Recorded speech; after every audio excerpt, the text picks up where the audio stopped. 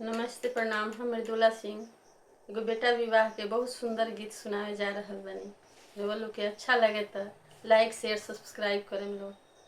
सोनाला पुरावा से अइले सोनारवा भैया लेवैले सोनावा बेसाही जी।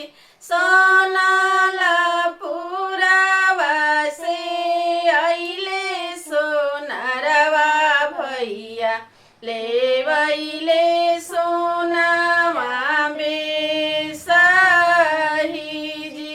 से सोनावा पहिरेले दुल्हा सुंदर दुल्हा पहिरी चलेले ससुरार जी। पहिरी चलेले ससुरार जी।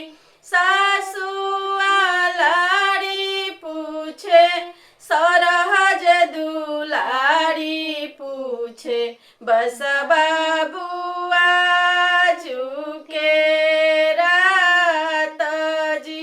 बस बाबुआ झुके रात जी।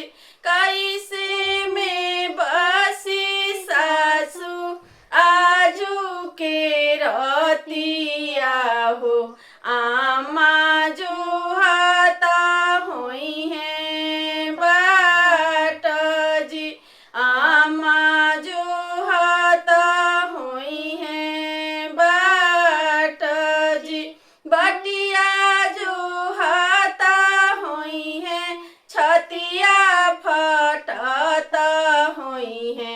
नैना ढाड़ता होई है लोड़ जी। नैना